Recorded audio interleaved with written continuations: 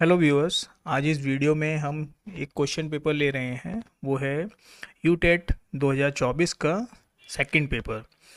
मैं साइंस के क्वेश्चन ले रहा हूँ। इसमें सभी साइंस के क्वेश्चंस जितने भी आए थे उनमें क्या था आंसर और कैसे हमें वो लॉजिकली उनको समझना था, उन सभी को मैं यहाँ पे डिस्कस करूँगा। तो आप इस वीडियो को ध्यान से देखिए ताकि अभी को सभी आंसर्स सही से समझ में आ जाए। तो पहला क्वेश्चन यहाँ पे साइंस में था, जो ये मैंने ए पार्ट लिया है, तो आप ए पार्ट के हिसाब से देख लीजिएगा, आंसर की से मैच करा लीजिएगा। इसमें क्वेश्चन था कि लोहे में जंग लगना है एक, the rusting of iron is a. तो रस्टिंग क्या होता है, लोहे के ऊपर जंग लग जाती है। आपने देखा होगा थोड़े टाइम के बाद में उसमें क्या होता है कि लोहा जो है आयरन आयरन के ऑक्साइड्स में चेंज हो जाता है। तो उसमें एक केमिकल चेंज हो गया, नया एक केमिकल का फॉर्मूला बन गया। पहले वो सिर्फ आयरन था, ऑक्सीजन से रिएक्शन करके वो आयरन ऑक्साइड बनाया, जिसको हम कहते हैं जंग, जो लोहे के ऊपर लगती है। तो उसको हम कहते हैं रासायनिक परिवर्तन। ठीक है, तो इसका आंसर होगा केमिकल चेंजेस। ठीक है, नेक्स्ट क्वेश्चन हम ले रहे हैं। अगला क्वेश्चन है, केले के पौधे का कौन सा भाग भोजन के रूप में प्रयोग किया, ठीक है, which part of can use as a food. ठीक है, तो हम केले में देखते हैं, केले में जो क्या कहते हैं फल होता है वो तो खाया ही जाता है। इसके अलावा केले के फूल की भी सब्जी बनती है और केले का तना भी बहुत सॉफ्ट टेंडर स्टेम भी यूज किया जाता है। एक और इसमें पार्ट होता है जड़।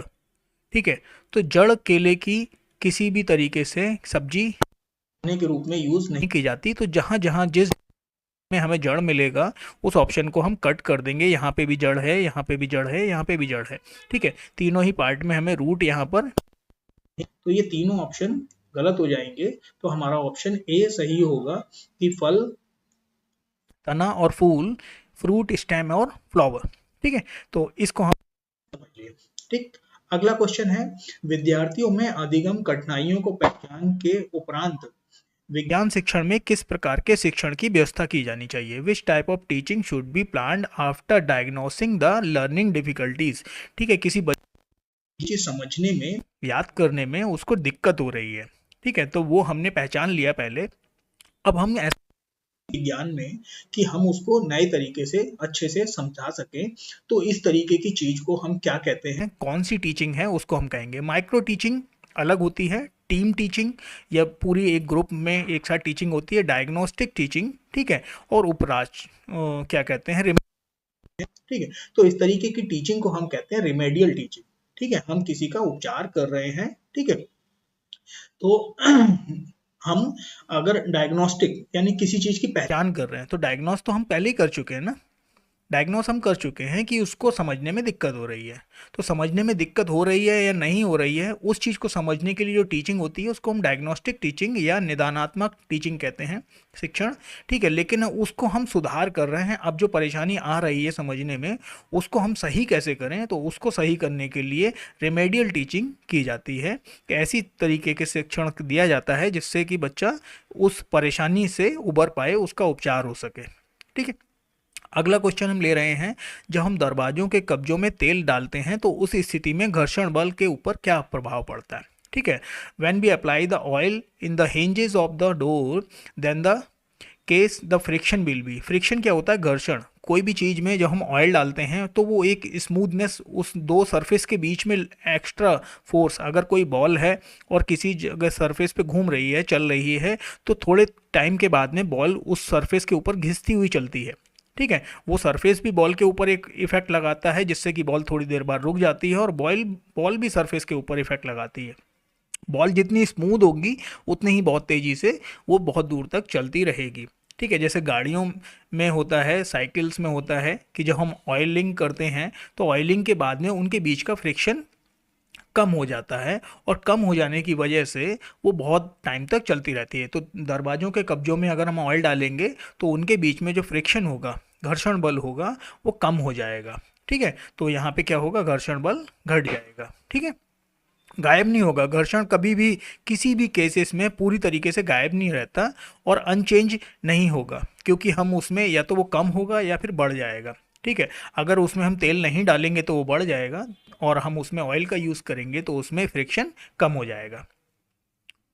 अगला क्वेश्चन है, जब आप अपने फ़ोन की रिंगटोन की प्रबलता को बढ़ाते हैं तो रिंगटोन की आवृत्ति में क्या फ़र्क पड़ता है। ठीक है, तो हम क्या कर रहे हैं, प्रबलता को, लाउडनेस को बढ़ा रहे हैं। ठीक है, यानी कि उसका वॉल्यूम बढ़ा रहे हैं। क्या बढ़ा रहे हैं? वॉल्यूम।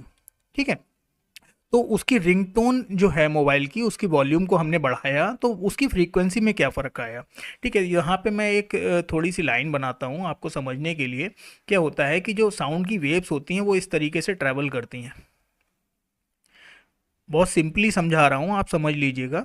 ठीक है, इस तरीके से समझ ट्रैवल करती हैं। तो साउंड की जो वेव्स होती हैं, ठीक है, उनके बीच का जो डिफरेंसेस है उसको हम कहते हैं फ्रीक्वेंसी। अगर ये बहुत पास पास होंगी, ठीक है, तो फ्रीक्वेंसी ज़्यादा है, और बहुत दूर दूर होंगी तो फ्रीक्वेंसी कम है।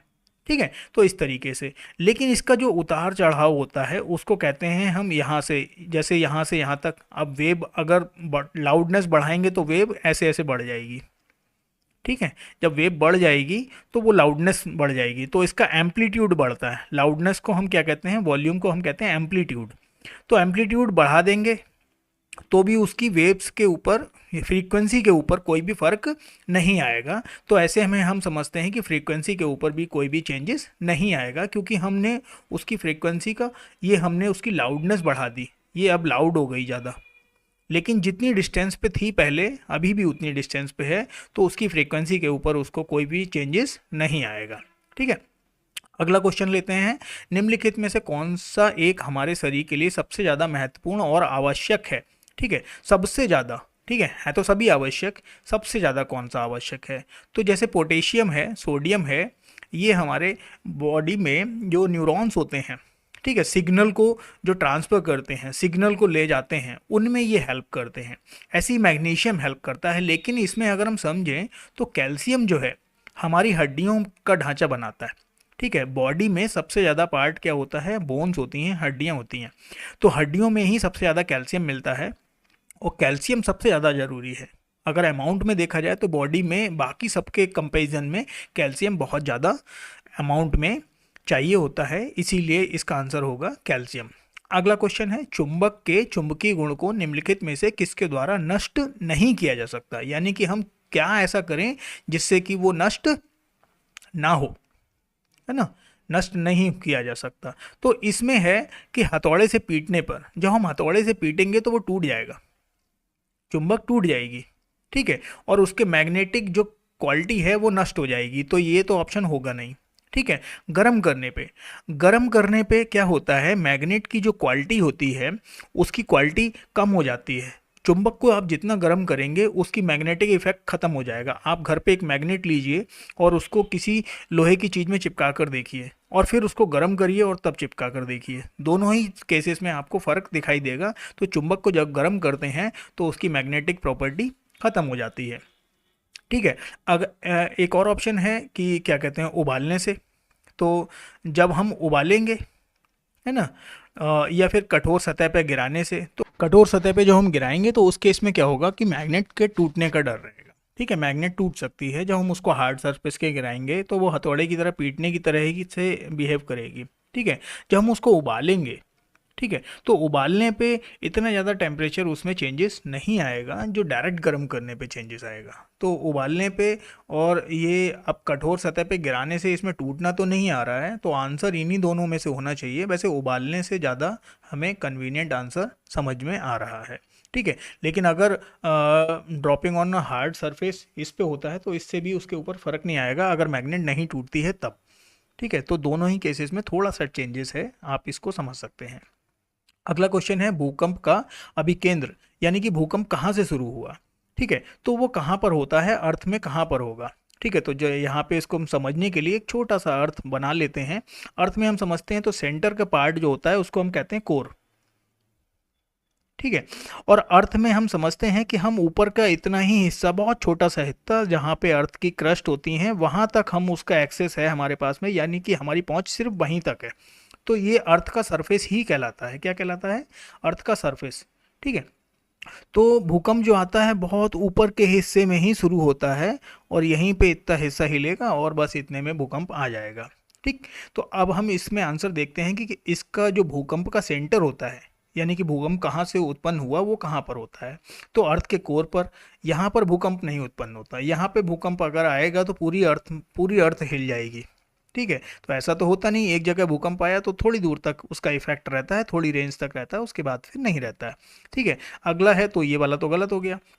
अगला है पृथ्वी के बीच में, तो पृथ्वी का बीच तो कोर ही होता है, पृथ्वी के बीच को ही तो कोर कहते हैं, ये पूरी पृथ्वी है, इसके बीच का यही कोर हो गया, तो कोर भी आंसर नहीं है। फिर अगला है पृथ्वी की सतह पर, तो पृथ्वी की सतह पर ही है, तो ये आंसर सही होगा। तो अगला ऑप्शन भी देख लेते हैं, पृथ्वी की सतह से ऊपर। अब पृथ्वी की सतह ये है, यहाँ पर कुछ हुआ तो उससे पृथ्वी थोड़ी हिलेगी, है ना, तो ये वाला ऑप्शन भी गलत हो गया। तो इसका आंसर है पृथ्वी की सतह पर, सरफेस ऑफ द अर्थ। ठीक। अगला हम लेते हैं क्वेश्चन, एक चमकता हुआ बल्ब गर्म हो जाता है। एक बल्ब है जो चमक रहा है, और उसमें आप जब थोड़ी देर बाद टच करेंगे तो बल्ब गर्म हो चुका होगा। तो अब गर्म किसकी वजह से होता है, तो जो विद्युत धारा उसमें चल रही है, ठीक है, करंट जो उसमें दौड़ रहा है, उसी के ऑप्शन के बारे में लिखा हुआ है। तो करंट के चुंबकीय प्रभाव के कारण, चुंबकीय प्रभाव की वजह से कोई चीज़ में उसमें क्या कहते हैं, गर्माहट नहीं आती है। रासायनिक प्रभाव के कारण, रासायनिक प्रभाव वहाँ पे कुछ भी ऐसा नहीं हो रहा है जिसकी वजह से वहाँ पे कोई चेंजेस हो, क्योंकि उसके बल्ब के अंदर, जो पुराने बल्ब आपने देखे होंगे जिनके अंदर गैस भरी रहती है, उसके अंदर नॉन रिएक्टिव गैसेस भरते हैं, ऐसी गैसेस भरते हैं जो क्या कहते हैं, टेम्परेचर या उसके विद इफेक्ट के साथ में, करंट के साथ में, जिसमें कोई रिएक्शंस नहीं होता है, नॉन रिएक्टिव गैस भरते हैं। ठीक है। जीरो लाइन वाली गैस भरते हैं, नियॉन वगैरह इस टाइप की हमें गैस उसमें, जीनॉन वगैरह ये भरते हैं जो रिएक्ट नहीं करती हैं। ठीक है। तो रासायनिक प्रभाव भी हमें नहीं मिलेगा। ठीक है। भौतिक प्रभाव भी नहीं होता है। ठीक है। इसमें जो प्रभाव होता है वो होता है ऊष्मीय प्रभाव, यानी कि हीट जनरेट होती है तभी तो गर्म होगा, सिंपल सा है। अगला क्वेश्चन है, परियोजना और दत्त कार्य, प्रश्नोत्तर, वाद विवाद। ठीक है। तो प्रोजेक्ट्स हो गए, असाइनमेंट्स दिए गए, क्विजेज हुई, आपस में क्विज हुई, और डिस्कशन, आपस में बच्चे बैठ गए और एक दूसरे के साथ में डिस्कस कर रहे हैं। ये सारी चीज़ें प्रयोग की जाएंगी कब, ठीक है, तो उसमें कहते हैं समेटिव इवैल्यूएशन। समेटिव यानी कि सबको हम जोड़ जाड़ के सबका आंसर निकाल देंगे, उसको समझ लेंगे कि हाँ इनका क्या रिजल्ट आया। ठीक है। या फॉर्मेटिव, किसी चीज़ को बनाना हो, कोई नई चीज़ जागृत करनी हो, रचनात्मक करनी हो, कोई नया नियम निकालना हो। ठीक है। तो रेगुलर एवोल्यूशन तो होगा नहीं, ठीक है, समेटिव भी नहीं होगा, इसका आंसर होगा रचनात्मक, क्योंकि इससे बच्चे की रचनात्मक प्रवृत्ति में बढ़ावा होता है, बच्चा नई तरीके से सोचने की कोशिश करता है, नई नई चीज़ें दिमाग में आती हैं। अगला क्वेश्चन है, वायु में नाइट्रोजन और ऑक्सीजन का रेशियो कितना है। तो ये हो गई नाइट्रोजन रेशियो ऑक्सीजन। ठीक है। तो नाइट्रोजन है वो लगभग 75 to 78% हमें नाइट्रोजन यहाँ पर देखने को मिलती है, और ऑक्सीजन जो है वो 20% के अराउंड ही हमें देखने को मिलती है। ठीक है। तो इसको हम देखते हैं तो 20 या 60 होता है, और ये 60 से भी ज़्यादा ऊपर है। ठीक है। तो यानी कि ये एक रेशियो हो गया, और ये लगभग 3.5 to 3.8 का अराउंड रेशियो हुआ, तो इसको हम समझ लेते हैं 4 के अराउंड। ठीक है। तो ये हो जाएगा आंसर 4.1। ठीक है। अगला हम क्वेश्चन लेके देखते हैं, निम्नलिखित में कौन सा पदार्थ आमतौर पर वैद्युत धारा के प्रति सबसे कम प्रतिरोध प्रदान करता है। तो जो वायर हम यूज़ करते हैं, वायर हमने दो तरीके के देखे हैं, एक में अंदर हमें एल्युमिनियम लगा हुआ मिलता है, और एक में हमें अंदर कॉपर लगा हुआ मिलता है। ठीक है। सोने के वायर और चांदी के वायर हमें घर की वायरिंग में नहीं दिखाई देते, लेकिन क्वेश्चन में तो हमें मेटल को लेके चलना है, क्वेश्चन में हमें ये थोड़ी लेके चलना है कि घर के वायर किस चीज़ के बने हुए हैं। ठीक है। तो यहाँ पर हम ध्यान रखेंगे इनमें से सबसे ज़्यादा ऐसी कौन सी मेटल है जो रेसिस्टेंट कम करती है, जिसमें अगर विद्युत धारा प्रवाहित की जाएगी तो सबसे कम गर्म होगी, जितना रेसिस्टेंस होगा उतनी ही ज़्यादा उसमें हीट डेवलप होगी। ठीक है। रेसिस्टेंट का इफेक्ट होता है, जो विद्युत धारा की वजह से हीट जनरेट होती है वो रेसिस्टेंस की वजह से होती है। तो यहाँ पे आता है ऑप्शन चांदी। ठीक है। चांदी में सबसे कम। ठीक है। फिर उसके बाद एल्युमिनियम, और सोना भी शायद इन्हीं के बीच में कहीं आएगा, लेकिन कॉपर सबसे ज़्यादा हाईली रेसिस्टेंस होता है। लेकिन कॉपर इतनी जल्दी टूटता नहीं है, ख़राब नहीं होता, गलता नहीं है ना, उसमें हीट का इफेक्ट की वजह से उसमें मेल्टिंग पॉइंट उसका ज़्यादा होता है। तो इस वजह से वायर जो हैं कॉपर के लगाए जाते हैं, और उनको आपने देखा होगा, जैसे एक क्या कहते हैं, ये है इस तरीके का वायर है, उसके अंदर आपने देखे होंगे छोटे छोटे बहुत सारे वायर लगाए जाते हैं। तो छोटे छोटे क्यों लगाते हैं, एक बड़ा एक मोटा सा वायर क्यों नहीं लगा देते कॉपर का पूरा। ये इसलिए नहीं लगाते ताकि उनका रेजिस्टेंस बढ़ जाएगा, अगर ये ज़्यादा बड़ा वायर लगा देंगे, ज़्यादा अंदर मोटा वायर लगा देंगे। इसीलिए आपने देखा होगा वायर के अंदर बहुत पतले पतले छोटे छोटे वायर है ना आपस में लगे रहते हैं, गोल गोल छल्ले में घूमते रहते हैं। वो इसीलिए होता है ताकि उनका रेसिस्टेंस कम हो और उनके अंदर हीट कम जनरेट करे। अगला क्वेश्चन है, निम्नलिखित में से किसे केरोसिन तेल में रखा जाता है? तो जो केरोसिन जो मिट्टी का तेल है जिसको हम कहते हैं, तो हमने सुना हुआ है, जानते हैं, इसमें बहुत सिंपल सा आंसर है, सोडियम और पोटेशियम। ठीक है, सोडियम पोटेशियम दोनों साथ के मेटल हैं, इनको मिट्टी के तेल में रखा जाता है। ठीक है, अगर इनको मिट्टी के तेल में नहीं रखोगे तो इनमें जैसे ही मॉइस्चर के कांटेक्ट में आएगा, हवा में भी अगर नमी है उसके कांटेक्ट में आएगा और ज़्यादा नमी है तो इसमें आग लग जाएगी, और इसको अगर पानी में डायरेक्ट सोडियम को डाल दोगे तो भी आग लग जाएगी। ठीक है, बहुत तेज़ी से जलता है। तो इसमें हम समझने के लिए हम देख लेते हैं कि मैग्नीशियम, यहाँ भी मैग्नीशियम दे रखा है और यहाँ एल्युमिनियम दे रखा है। ये एल्युमिनियम मैग्नीशियम नॉर्मल हमें मिल जाते हैं। ठीक है, मैग्नीशियम की स्ट्रिप्स मिलती हैं, है ना, और एल्युमिनियम भी हमें नॉर्मल वायरिंग में मिलता है। तो ये तो नहीं रखे जा रहे हैं, इसका मतलब इनको तो संरक्षित नहीं किया जा रहा है, क्योंकि इनके ऊपर तो एटमॉस्फेयर का इतना इफेक्ट नहीं हो रहा है, बहुत कम हो रहा है ना, लेकिन इतना नहीं हो रहा है। लेकिन पोटेशियम और सोडियम इनके ऊपर बहुत ज़्यादा इफेक्ट होता है। ये कभी प्योर फॉर्म में खुले में नहीं रखे जाते, हमेशा मिट्टी के तेल में डुबो के रखे जाते हैं।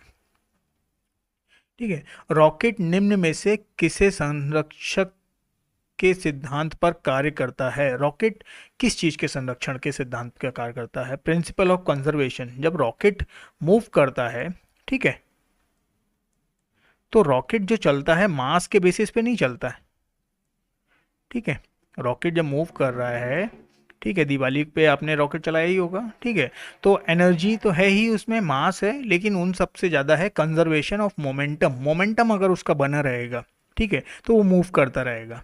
अगर उसका मोमेंटम कम हो गया, मोमेंटम को हम पी से लिखते हैं और मोमेंटम का फॉर्मूला होता है मास इनटू वेलोसिटी। ठीक है, तो वेलोसिटी जितनी है और मास है, तो दोनों ही साथ में होगा, तभी उसका मोमेंटम को अगर कंजर्व करके रखेंगे तभी रॉकेट अच्छे से अच्छी, हम उसको जहाँ तक पहुँचाना चाह रहे हैं वहाँ तक वो पहुँच जाएगा। ठीक है, तो ये पूरा मोमेंटम के कंजर्वेशन पे रहता है कि मोमेंटम हमें कंजर्व करके रखना होता है। मास तो उसका है ही जितना उसका मास है, ठीक है, लेकिन उसकी वेलोसिटी अगर उसकी कंटिन्यूस उसी रेशियो में रहेगी तभी वो अच्छे से मूव कर पाएगा। ठीक है, अगला क्वेश्चन हम लेते हैं, निम्नलिखित में से सूचना प्रौद्योगिकी के संदर्भ में कौन सा उचित कथन है? ठीक है, which of the following is the appropriate statement information technology. ठीक है, इंफॉर्मेशन टेक्नोलॉजी के बेसिस पे बात कर रहे हैं, तो सूचना प्रौद्योगिकी सूचना के प्रसंस्करण के लिए हार्डवेयर और सॉफ्टवेयर के उपयोग करने को संदर्भित करता है। ठीक है, तो ये तो उपयोग कर रहा है हार्डवेयर और सॉफ्टवेयर का। ठीक है, अगर हम यहाँ पे इंग्लिश में समझ लें तो ज़्यादा अच्छा रहेगा। Information technology refers to the use of hardware and software for the processing information. Information को चलाने के लिए, इन्फॉर्मेशन को भेजने के लिए वो सॉफ्टवेयर और हार्डवेयर को यूज़ करता है। ठीक है, सही लग रहा है। Information technology refers to the use of hardware and software for distribution of information. Information को फैलाने के लिए, यहाँ पे इंफॉर्मेशन को प्रोसेस करने के लिए, प्रोसेस कर रहा है, यहाँ पे इंफॉर्मेशन को फैला रहा है।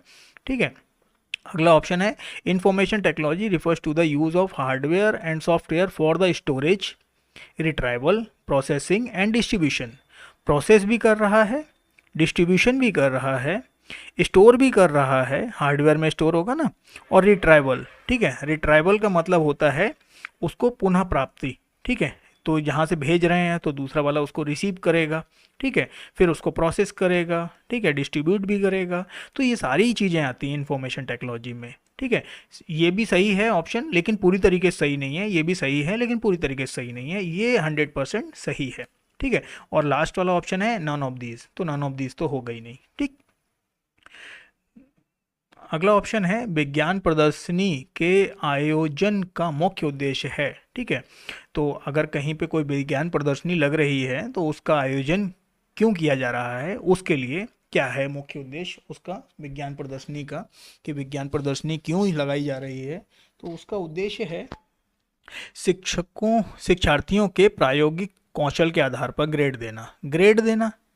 बच्चों को ग्रेड देने के लिए थोड़ी दिया जा रहा है। बच्चों को ग्रेड देने के लिए तो एग्जाम करा लीजिए, प्रदर्शनी लगाने की क्या ज़रूरत है। ठीक है, provide opportunity to the student to compete with others. एक दूसरे के साथ में प्रतिस्पर्धा, प्रतिस्पर्धा तो एग्ज़ाम के थ्रू भी हो जाती है, ठीक है। उसके लिए एग्जीबिशन की ज़रूरत नहीं है। तो कुछ बच्चे एग्जीबिशन में पार्टिसिपेट ही नहीं करते हैं, तो उनमें तो आपस में कंपटीशन ही नहीं होगा, कोई भी उनमें प्रतिस्पर्धा नहीं होगी, ठीक है।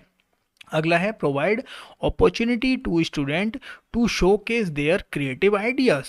उन्होंने क्या नया सोचा है और वो किस तरीके से सोच रहे हैं, उस चीज़ को बढ़ावा देने के लिए, उनके लिए अवसर प्रदान करने के लिए कि बच्चे आएँ, कहीं उनके दिमाग में कुछ चल रहा है, कुछ बढ़िया सा उन्होंने सोच रखा है, कोई नई मशीन बनाने की सोच रखी है, तो वो सारे आइडियाज़ बच्चे कहाँ दिखाएंगे, कैसे करेंगे, तो उसके लिए विज्ञान प्रदर्शनी लगाई जाती है, ठीक है। और इसमें एकेडमिक परफॉर्मेंस वगैरह इन सब चीज़ों को नहीं देखा जाता है कि उसकी एकेडमिक परफॉर्मेंस वगैरह ये नहीं होगी, ठीक है। तो ना ग्रेड देखे जाएंगे, ना बच्चे एक दूसरे से प्रतिस्पर्धा के लिए भावना से यहाँ पे पहुँचते हैं, और ना ही उनमें अगर बच्चे नहीं पहुँच रहे हैं तो ऐसा नहीं है कि जो पहुँच गया उसको बहुत अच्छे नंबर दे दें हम एग्ज़ाम में वो उतने ही नंबर मिलेंगे जितने एग्ज़ाम में मिलते हैं, ठीक है। अगला है कीट पतंगों को भगाने के लिए इस्तेमाल की जाने वाली नेप्थलीन बॉल प्राप्त की जाती हैं। तो नेप्थलीन की बॉल्स कहाँ से मिलती हैं, इसके लिए हम समझते हैं कि इसमें ऑप्शन है, जो नहीं है ऑप्शन वो हम हटा दे रहे हैं पहले उनको। पहला ऑप्शन है, यहाँ पे ऑप्शन है चीनी, चीनी से नहीं बनती है, हालांकि नेप्थलीन भी वाइट दिखती है लेकिन वो चीनी से नहीं बनती है। और एक ऑप्शन है एलपीजी, लिक्विड पेट्रोलियम गैस, जो घर के सिलेंडर में भरी होती है, उससे नेप्थलीन बॉल नहीं बनाई जाती। अब ऑप्शन आता है पेट्रोलियम, ठीक है। ऑप्शन तो इसका दोनों ही सही है, कोलतार से भी बनती है, पेट्रोलियम से भी बनती है। जो कोलतार होता है वो पेट्रोलियम से ही बनता है, और जब कोलतार ही पेट्रोलियम से बन रहा है तो पेट्रोलियम से ही तो बनेगा, ठीक है। तो ये दोनों ही ऑप्शन एक तरीके से सही हैं। बेस्ट ऑप्शन इसका कोलतार है, लेकिन पेट्रोलियम भी इसका आंसर सही है, ठीक है। अगर दोनों ही ऑप्शन है तो दोनों ही ऑप्शन सही करने पड़ेंगे, लेकिन अगर आपने पेट्रोलियम या कोलतार लगाया है तो आप देख लीजिए, शायद आंसर की में कोलतार दे रखा है, ठीक है। लेकिन अगर आपने पेट्रोलियम लगाया है तो आप उसके लिए क्लेम कर दीजिए, क्योंकि कोलतार भी पेट्रोलियम से ही बनता है, ठीक है। अगला ऑप्शन है कांसा एक मिश्र धातु है। ब्रॉन्ज, ब्रॉन्ज जो मॉडल मिलते हैं, ब्रॉन्ज किससे बनते हैं, ब्रॉन्ज मिक्सचर होता है। ब्रॉन्ज को हम हिंदी में कहते हैं एलॉय, यानी कि मिश्र धातु, ठीक है। तो ये मिश्र धातु होती है ब्रॉन्ज, वो कॉपर तो उसमें होता है, ठीक है। तो जिंक और टिन नहीं होता, ब्रास, ठीक है, ब्रास भी नहीं होता, पीतल, पीतल खुद ही एक अपने आप में मिश्र धातु है, ठीक है। तो इसके लिए आता है, कॉपर तो है दोनों में, लेकिन जिंक और टिन में से कौन सा है, ठीक है। तो यहाँ पर क्या मिलता है, टिन। किस किस रेशियो में होते हैं वो भी हम यहाँ पे देख लेते हैं। तो 88% हमारा कॉपर होता है, ठीक है, और बचा कितना, 12% ये टिन होता है, ठीक है। इन दोनों को मिलाकर जो मेटल बनती है, जो एलॉय बनता है ना, उसको हम कहते हैं ब्रॉन्ज, ठीक है। जो ब्रॉन्ज मेटल होता है उसमें इसकी रेशियो इतना ही होता है। और जो गोल्ड मेडल और सिल्वर मेडल होता है, ये क्वेश्चन आपके लिए है कि आप इसका आंसर करें कि गोल्ड, जो ओलंपिक में गोल्ड मिलता है उसमें कितने % गोल्ड होता है, और ओलंपिक में जो सिल्वर मेडल मिलता है उसमें कितने % सिल्वर होता है। वो प्योर गोल्ड नहीं होता, प्योर सिल्वर भी नहीं होता, ठीक है। तो उसमें कितने % गोल्ड और कितने % सिल्वर होता है, ये क्वेश्चन आपके लिए है, आप इसका आंसर कमेंट बॉक्स में करिए, ठीक है। अगला क्वेश्चन है पश्मीना, पश्मीना प्राप्त होता है, तो पश्मीना के एक तरीके का क्या कहते हैं, थ्रेड है, फाइबर है, और ये फाइबर जो होता है वो बॉडी हेयर्स से मिलता है, ठीक है। और पश्मीना जो मिलता है वो कश्मीर में, जम्मू कश्मीर में ज़्यादा मिलता है, और ये एक प्रकार की, हमें एक बकरी होती है पश्मीना बकरी, ठीक है, उससे मिलता है, ठीक है। अगला क्वेश्चन है, एक अध्यापक 7वीं कक्षा के बच्चों को सांस लेने के तंत्र, ठीक है, यानी कि रेस्पिरेटरी सिस्टम के बारे में बता रहा था, ठीक है। तो उसके बारे में वो प्रभावी तरीके से पढ़ाने के लिए क्या यूज़ करेगा, ठीक है। तो अगर वो उसमें कुछ ऐसा यूज़ करे, क्योंकि 7वें क्लास का बच्चा इसलिए बताया गया है यहाँ पे, 7वें क्लास के बच्चे से मतलब है कि 7वें क्लास का बच्चा देख के चीज़ों को समझ सकता है बहुत अच्छे से, ज़्यादा छोटा बच्चा होगा तो नहीं समझ पाएगा, ठीक है। तो 7वीं क्लास के बच्चे को हम चार्ट से पढ़ा सकते हैं, ठीक है, मान सकते हैं, ठीक है। टेक्स्ट बुक से भी पढ़ सकता है, ठीक है, ओवरहेड प्रोजेक्टर से भी पढ़ सकता है, लेकिन ज़्यादा अच्छी तरीके से अगर हमको उसको समझाना है तो हमें कोई ऐसा इम्प्रोवाइज्ड एपरेटस या कोई ऐसा उपकरण यूज़ करना होगा जिसमें कि वो सही तरीके से देख कर समझ जाए कि बॉडी में सांस कैसे ली जाती है, सांस लेने के लिए कैसा तंत्र यूज़ किया जाता है। बाकी चीज़ों से पढ़ सकता है, ठीक है, लेकिन ज़्यादा अच्छे से, यहाँ पे पूछा गया है कि बहुत अच्छे से समझा रहा है, ठीक है, एक्सप्लेन किया जा रहा है, तो उसके लिए तात्कालिक उपकरण जरूरी है, ठीक है। अगला क्वेश्चन है, बादलों के ऊपरी हिस्से किनारों के पास जो आवेश आंधी तूफान के दौरान जमा हो जाते हैं वो कौन से होते हैं। ठीक है, तो ये पॉजिटिव चार्ज आवेश होते हैं जो बादलों के किनारों पे जमा हो जाते हैं, यहाँ पे पॉजिटिव चार्ज होते हैं। ठीक है, और जब किसी दूसरे वाले से टकराते हैं तो वहाँ पे फिर बिजली कड़कती है। ठीक है, एक बीजाणु, ठीक है, जिसको हम स्पोर कहते हैं। ठीक है, तो स्पोर कैसा है, स्पोर्स जिन में प्लांट्स में बनते हैं वो छोटे पौधे होते हैं। ठीक है, माइक्रो ऑर्गेनिज्म होते हैं।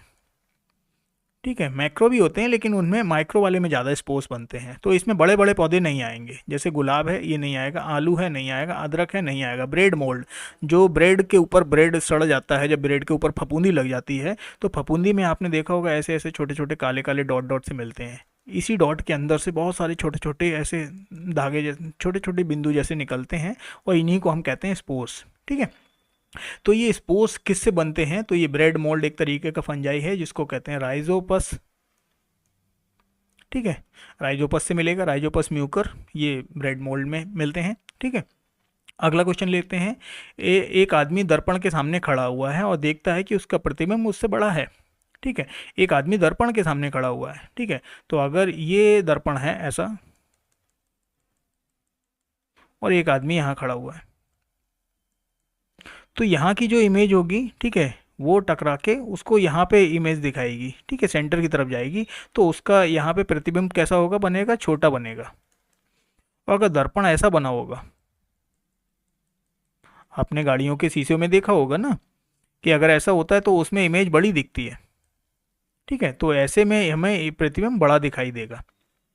तो इसके लिए कौन सा लेंस यूज़ किया जाता है, इसके लिए हमें लेंस जो यूज़ किया जाता है वो होता है, इसको कहते हैं उत्तल, और ये वाला जो लेंस होता है अवतल। ठीक है, तो यहाँ पर कैंसल कौन सा लेंस यूज़ किया जा रहा है, बड़े प्रतिबिंब के लिए अवतल लेंस। ठीक है, छोटा प्रतिबिंब बनेगा तो उसके लिए उत्तल लेंस आएगा।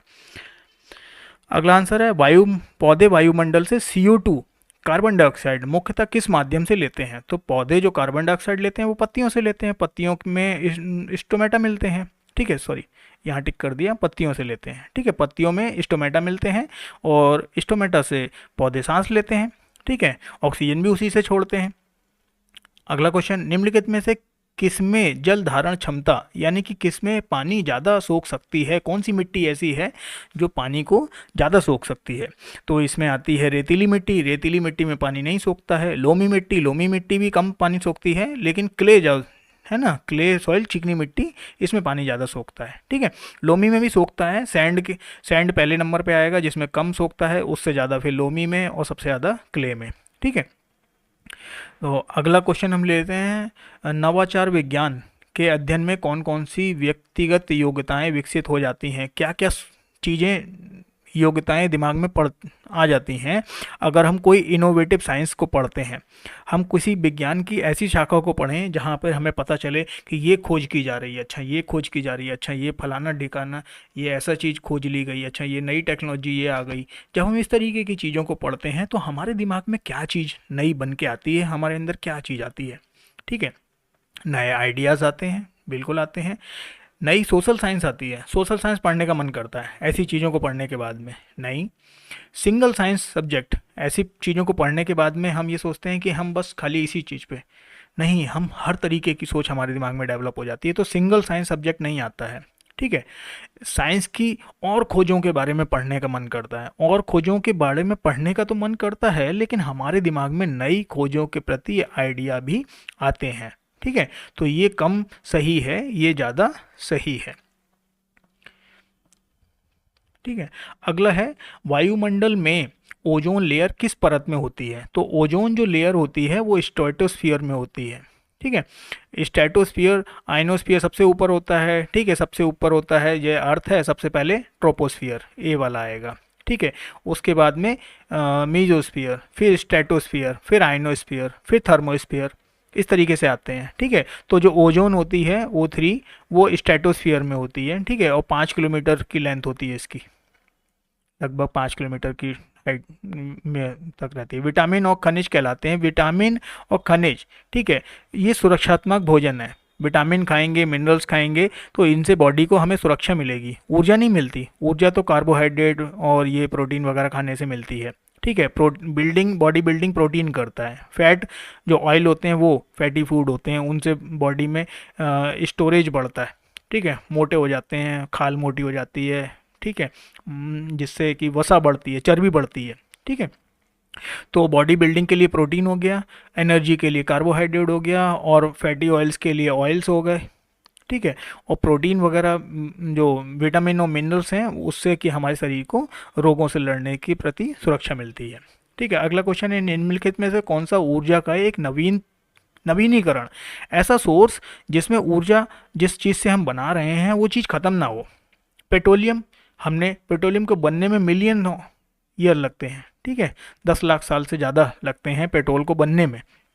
ठीक है, कोयले को बनने में भी इतना टाइम लगता है। तो अगर हमने इसको खर्च कर दिया है ना, तो तुरंत तो नहीं बन जाएगा, 2 4 5 6 साल में नहीं बन पाएगा, और 10 लाख साल तो बहुत होते हैं, है ना। तो ये नहीं है रीन्यूएबल, फिर से नए नहीं हो सकते, तुरंत नहीं हो पाएंगे। ठीक है, बहुत टाइम लग जाएगा। न्यूक्लियर फ्यूल, ऐसे ही न्यूक्लियर फ्यूल का है। तो विंड एनर्जी, हवा, हवा चलती रहती है। हवा से अगर हम ऊर्जा बना रहे हैं तो दोबारा आज भी बना सकते हैं, कल भी बना सकते हैं। सनलाइट से ऊर्जा बना रहे हैं तो हम आज भी बना सकते हैं, कल भी बना सकते हैं। ठीक है, तो इसका आंसर है पवन ऊर्जा। निम्नलिखित में से कौन सा स्वास्थ्य के लिए सर्वोत्तम है? सर्वोत्तम कौन सा है स्वास्थ्य के लिए? पहला, भुने हुए चने, चने भून लिए खा लिए। ठीक है, दूसरा, उबले हुए चने, चने उबाल लिए और खा लिए। तीसरा, अंकुरित चने, और गीले फूले हुए चने। ठीक है, इन सब में जो अंकुरित चने होते हैं, हमने सुना होगा अंकुरित चने खाने चाहिए। अंकुरित चने जो होते हैं उनमें चने के अंदर जो भी पदार्थ मिल रहा होता है, ठीक है, वो इस अवस्था में परिवर्तित हो चुका होता है। ठीक है, कि चने के अंदर जितना भी पदार्थ है वो इस अवस्था में परिवर्तित हो चुका होता है कि शरीर उसको अच्छे से ढंग से उसको सोख कर उससे एनर्जी या दूसरी चीज़ें जो उसमें मिल रही हैं उसको बॉडी में एब्जॉर्ब कर सकता है। बहुत आसानी से हम उसको पचा सकते हैं, बहुत आसानी से उसके अंदर के न्यूट्रिएंट्स को हम ले सकते हैं। बाकी सभी में भी मिलेंगे क्योंकि बीज तो वही है। ठीक है, भुने हुए चने में और कम मिलेगा, उबले हुए चने में भी कम मिलेगा, गीले फूले हुए चने में मिल जाएगा उतना अच्छा, लेकिन अंकुरित चनों में बहुत ज़्यादा मात्रा में हमें स्प्राउटेड सीड्स में मिलता है। ठीक है, तो इसमें इतना ही है। तो आप देख लीजिए इसमें कौन कौन से आपके आंसर सही हैं। कुछ अगर आपको गलत लग रहा हो तो आप कमेंट करिए। अच्छा लगा तो वीडियो को लाइक ज़रूर करिए, चैनल को सब्सक्राइब कर लीजिए। Thank you, thanks for watching.